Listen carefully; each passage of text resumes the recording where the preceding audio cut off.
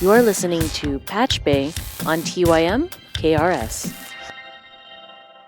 Welcome to PatchBay, show where we talk about audio engineering, making records, the music scene last week. That was fun. All sorts of random and fun topics. Anything having to do with basically what we're into, and that's recording music. Hello, Shane. Hey, dude, how's it going? Oh, pretty well. Sort of hanging out here. It's like a Monday evening. And it's actually 0 degrees currently in Winnipeg, which is a nice break from the minus 20 Celsius we've been having the last 2 weeks. So I'm quite enjoying it. Yeah, it's second year in a row here. It's been pretty okay here. I moved out to Minnesota a few years ago, expecting it to be absolutely terrifying weather, but no, it's been pretty good. I bought a bulldozer the first week and a snowblower. I don't even own a snowblower. Yeah. A lot of people in other parts of the country don't really they don't have their heads wrapped around what the reality of day-to-day life is up here this time of year. And we're far enough north that I imagine it's fairly similar to what you're used to dealing with. I'm on a third shift schedule because Addie's a nurse and she works at night. So this time of year, I might as well live in northern Alaska because I only get to see the sun for a few moments a day. And that's it. We haven't got to use our driveway in weeks and weeks and weeks because it's absolutely just buried. Yeah, it's always entertaining, and then having to scrape the damn windows and it's like 7 months of it here, or at least about 7 months anyway. So no fun, but whatever. You know what? I do wish that I had a garage.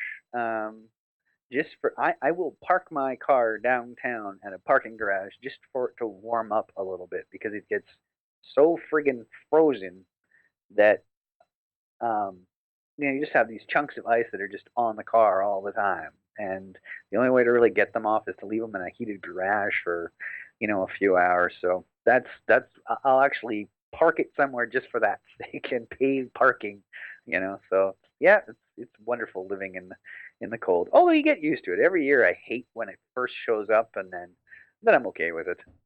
Yeah, I just basically hibernate. I'm good like that.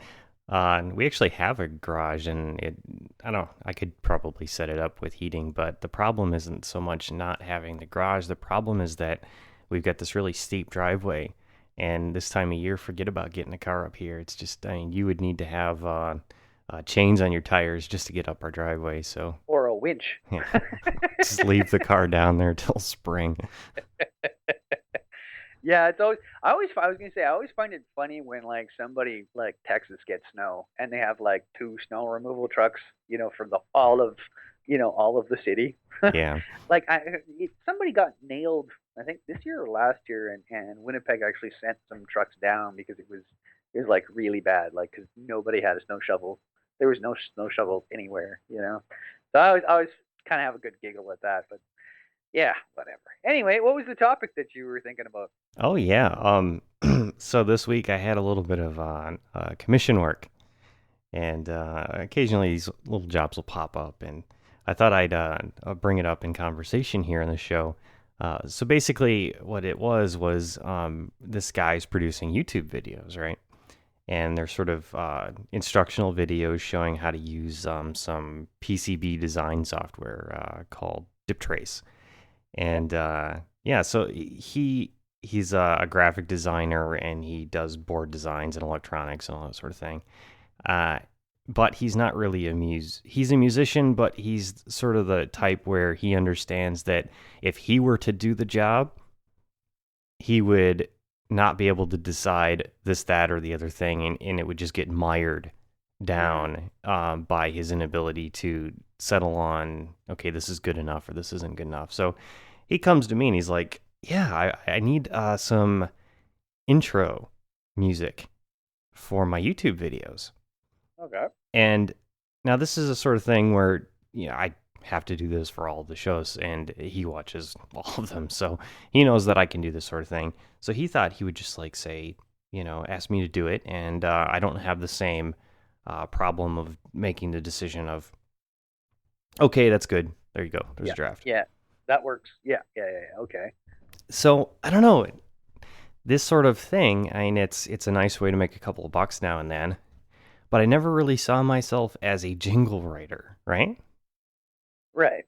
And it seems like there's a line there that none of us who do this sort of work want to cross. It's like working on a record is like this artistic endeavor, whatever. Yeah, I see where you're getting at. Working on a jingle, like, come and use our bank or whatever, or Soapy's Car Wash or whatever it happens to be, is way over that line.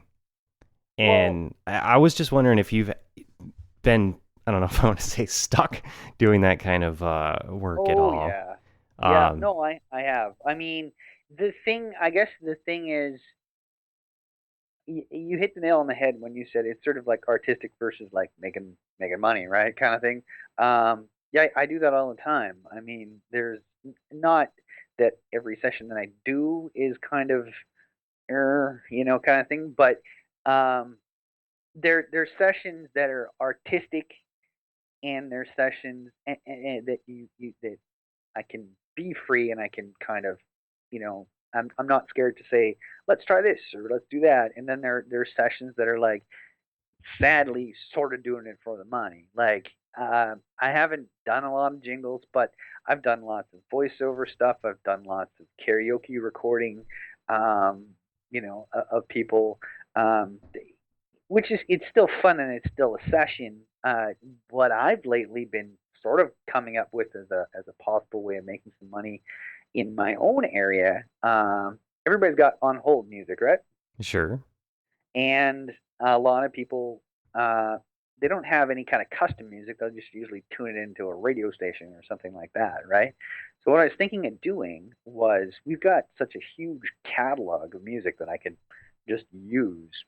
I could license it, or I can just sort of, I don't even need to create the music. I can just find music, especially very specific to the, like, say, Ukrainian and Aboriginal Native American communities.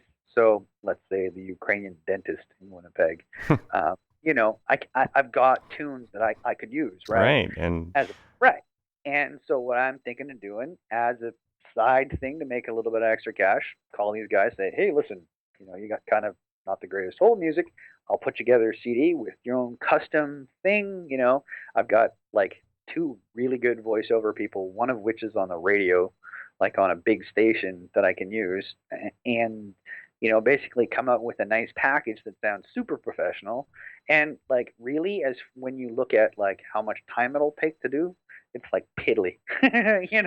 Like, as far as what, I haven't really figured out the pricing yet, but like, it's, other than the voiceover talent, like the music I got already, and it's only really going to take me an hour to put the whole thing together.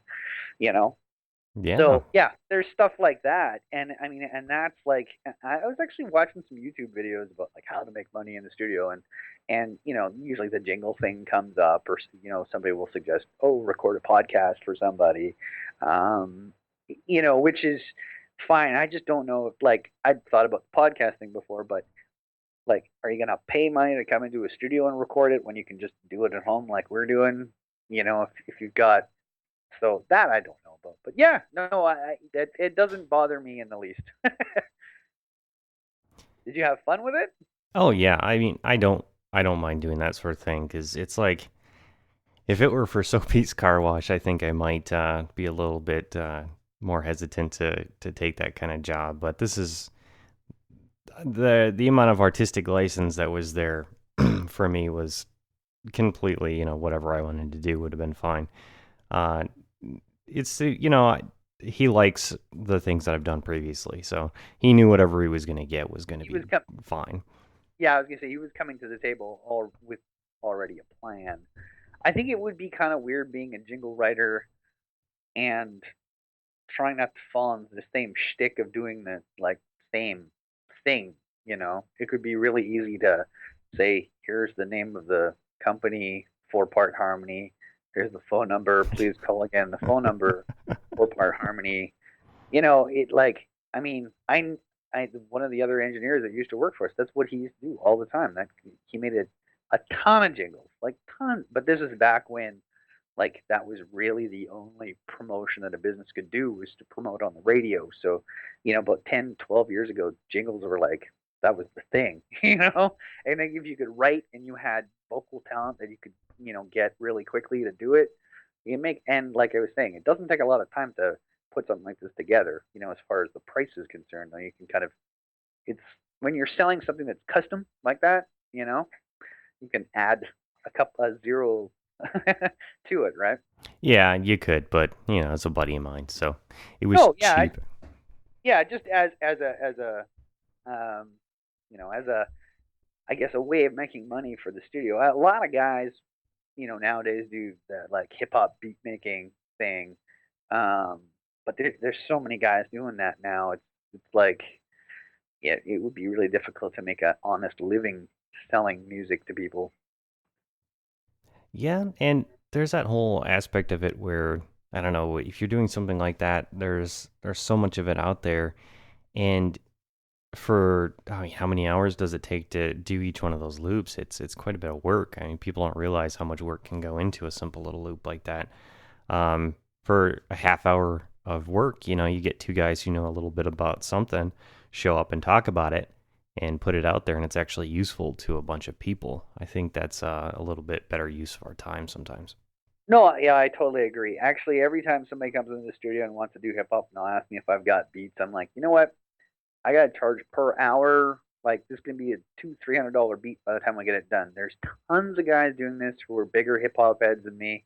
Go find them. Come on in. We'll record them. I'll put it together. Because it really doesn't make sense. It doesn't make sense for me, and I'm not like I can make a hip hop beat, but I'm not like it's not going to be outstanding compared to somebody who this is what he does. He's in his lab at night, and that's all he ever does. And if whether he makes money off of it or not is besides the point because he's just doing it because he enjoys it, right? That's sort of the dividing line, you know.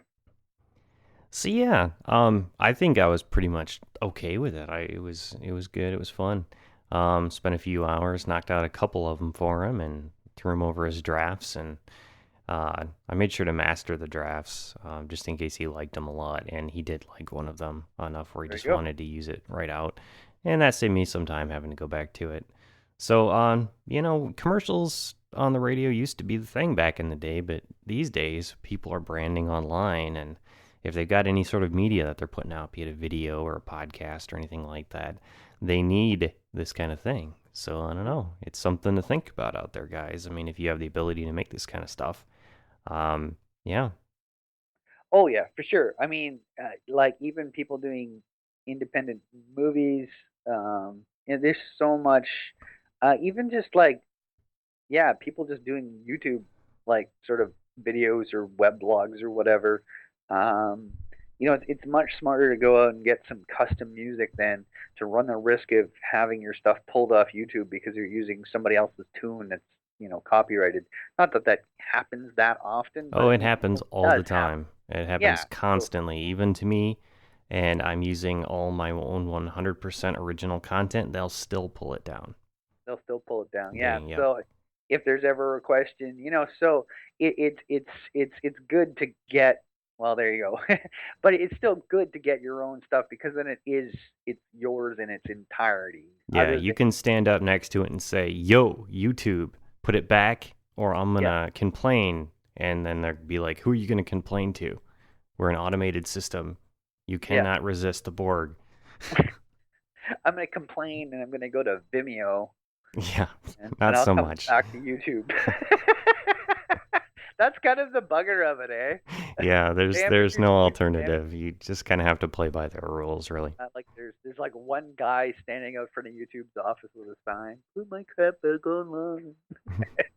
Yeah, there's not much you can do. But yeah, you're right. I mean, it's still better to have something that you're. I mean, if it's like you're writing a book, if you're gonna steal bits and pieces from other people's books, then you need to like cite them as references. But if you just come up with it yourself, then you don't need to worry about that, right? So Totally. And that's why we Yeah, do all our own graphics, all our own music for our shows. It's just easier. You can find services out there where you can find stuff that's like Creative Commons license or whatever to use in your intros or outros or just as background music, whatever. And that's fine. But, it's really, there's a whole bunch of people out there who would be happy to make you custom stuff if that's what you're looking for. I was gonna say even there's so many bands out there that I'm sure would be happy to have some of their music as a background for, like, for somebody's podcast or blog or something like that. I mean, there's so many great bands out there that are independent that aren't making any money that would love any kind of exposure. So, not to take the money out of the engineers doing it in their basement, but that's a good solution as well. If you can track them down and say, hey, this tune just you know would be perfect for me or whatever. It's just a matter of doing some research, really. Yep, and we get that occasionally off of our SoundCloud. Well, people message us saying, "Hey, I want to use this and this, that, or the other thing," and it's like, yeah, that's kind of cool. Yeah, I like Yeah. that. Well, that's why I always say if I was in the music business as a musician, I would be the biggest whore there was. I mean, it's the only way to keep it going. And when if you want to just do it as a living, there's so many things you can do, to try and get your music out there or get it sold or published or and whatever. The more it's out there, the better, really. When you're talking about trying to make money as a musician, anyway. Cool. Well, that was an interesting conversation. Yeah, I thought you might like that one. Yeah, it's a little bit off the beaten path. It probably was a more often discussed topic back in the late '90s or whatever in our circles. But lately, there hasn't been a whole lot of point in buying radio airtime for commercials because basically nobody listens to crap anymore. But Well, now that radio. the whole internet thing and YouTube and all that is established, there's a new place where people are interested in getting their brands out there, getting their products out there, their services, whatever. And yeah, I mean we're in a good position as the folks who can make media happen to Content creators. make it better. This DIY content creation platforms that are out there are very empowering and a really cool thing. But pretty much everybody out there is they don't really know what they're doing, and that's where we should step in and sort of like provide this service to say, hey, I like your thing, I can help you make it a lot better. Exactly. Yeah. Here's a couple of little pointers, and you might want to get some tunes, and then it's gonna happen. Yeah. No, I agree with you. I agree with you 100%. I think there's a certain level, um, when you're talking about doing a show or music that if you can get to a certain level, even if it's still a little grungy, um, it just feels more like a produced show, more like amazingly enough, we're not scripted at all, but if stuff can be slightly scripted, it does help sometimes. Or at least polished anyway. Yeah, and in this example, he knows that every single thing is going to have the same intro. Yeah, So, it's he wants to have that be something that as soon as you hear it, your brain goes right to his brand, and that's you your know that's your hook. Yep, that's exactly. And something that's been in advertising for a very, very long time, and it's not going anywhere. yeah, and the one that pops to my mind right now is Jenna Marbles. When you watch her videos, you always hear the squeak a dog toy at the start of every video, and it just automatically, for me, it automatically is like, all right, Jenna Marbles time, like Yep, right away. So, drops your brain right into that zone. yep, exactly. So I mean, and that is marketing 101. Say your name again, and say your name a third time, and then hopefully they'll remember. It's interesting how much, uh, as an engineer or just being in the music business, how much more you learn about all these other sort of little things. I was looking at my resume, a few weeks ago, and there's so many of these little things. I'm not really I'm a master of one thing, but I'm a jack of a lot of other little trades, as far as marketing is concerned and web design and graphic design and this stuff that just sort of comes up and you kind of I never took any classes really for anything other than engineering, and just sort of learned by my seat of my pants, really, which is how I think everybody's learning nowadays.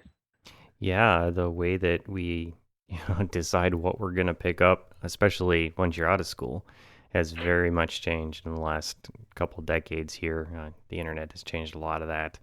I know if you're into music production, chances are you're also doing graphics design and maybe some video production, all that, because it's typically just it's not enough to just do one. You kind of need to have the whole package there.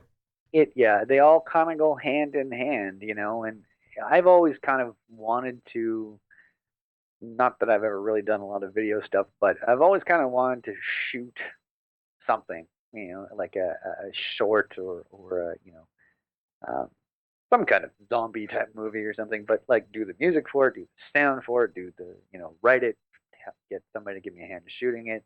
It's just a matter of sitting down and really writing something in the first place. But I always like look at some of the friends that I have, and I'm like, that guy knows how to work a camera. This guy can do this. I know a bunch of actors. Like I've got it all there. It's just a matter of coming up with the nugget. Like if you look at your circle of friends, you know what I mean?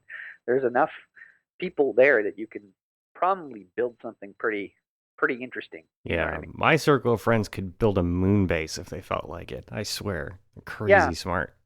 Well, I have like a good friend of mine, went to school for film studies. I know lots of musicians. Um, I know a few graphic designers. I know at least two or three guys who also do film stuff. I know lots of sound nerds. Like, it's easy to put it together. It's just a matter of actually doing it. But yeah, it's interesting how that works. And for anyone that thinks I was exaggerating, one of my buddies, even a local buddy here, is Earl Kyle. He was one of the engineers on the Apollo manned space capsules. So, yeah, I'm not exaggerating. I'm not exaggerating. I do know somebody who's worked on something that's gone to the moon. Yes. That's awesome. That's another thing too. I know tons of guys that can fix guitar amps, fix guitars, and you know that kind of stuff too. It's just interesting once you fall into that circle where whatever it is that you started with, whether it was video or audio or doing CD design or something like that, you just tend to sort of gather these people that you know. My list of session guys is ridiculous. Like if I need to find it, I have 15 drummers I can get a hold of, a bunch of different bass players. It's just interesting. Yeah. And you Well, collect. I know this guy who's he's trying to get a zombie movie funded through Kickstarter, and if they do ever get their funding taken care of, I will definitely pass your name across as a good audio engineer person. I would love to sit and do sound design for something, like just sort of create it from scratch. That would be interesting. I've done a little bit of it, but I've often thought and not really had the time, but to try and find a YouTube video of something that I could download and just sort of start working from, just to work on my skills. But it's a lot of work to sit and work on something that you're not really going to do anything with, especially if it's somebody else's. You know what I mean? But Yeah, just as a like sort of lesson in learning, download a short of somebody's, erase all the audio, and create your own. You know. yeah. The guys over at Film Riot have done that a few times, where they've put up stuff. That's a video show on can't even remember the name of the network at the moment. But yeah, it's Film Riot. You can Google it, look it up, guys. Of course, Shane will put it in the show notes too. So they've done that a few times, where they've shot some some film, whatever, and then they'll put it out on the internet, and they'll have everybody do a soundtrack for it. That's And great. just listening to the changes of mood and tone and meaning that can happen from different scores and different ways of approaching it, it's absolutely night and day and fascinating. Yeah, everybody has a different plan or feel, or yeah, no, I know exactly what you mean, and I think guess that's where um I guess where if you hit it and you do it the right way for the right guy and it takes off, you can do it for a while. But I mean, for me, I like to just do it as a hobby, really. I guess the problem is when if you're doing something like that by yourself, when do you stop? You know, because if I was doing something like that, it would be overboard probably. You know what I mean? Yeah, It'd have and to, that's yeah. basically why my buddy was asking me if I could do his, his intro music for him. Not because he couldn't do it, but because, when you're working on something that you're absolutely in love with, it's kind of hard to Yeah. know Ooh, when to another guitar stop. out there. Ooh, another. Yeah, I know. That's why I only have two guitars. If I have any more than that, it'd be a ridiculous amount of tracks per song. Oh, more guitar tracks? Really? Yeah. Yeah, I've got that problem. They're all looking at me. They're on their stands. They're Yeah, looking at. They're like, Whisker, why didn't you play me today? yes, while my guitar gently weeps. I have the same problem actually. I'm sitting in my office, which smells like coffee, but yeah, I have one staring at me too. And another one I handily put in the closet so I didn't have to look at it. But that one needs some work anyway. So So, you were talking there, and I thought up a question actually. So you do a lot of mixing. Are you set up to do any surround mixing? no, no, I'm not. Mostly because when it first came out, it was really expensive to get into it. Um, and like to get the right multi-channel amplifiers and then to also set the room up properly because when it first came out you needed to have like a Dolby certified room to do it, Yeah.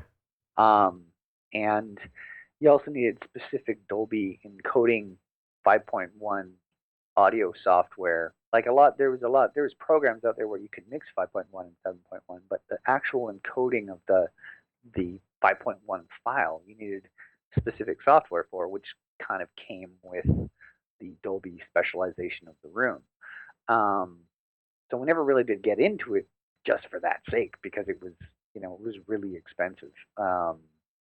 And to a certain degree, I'm kind of glad. I've been in a few rooms that are set up for 5.1, and I'm sure they're great to mix in 5.1, but they're horrible to try to mix in stereo because they're just not. It's just not the right. Doesn't feel right. It's not set up like a regular studio, you know. Yeah.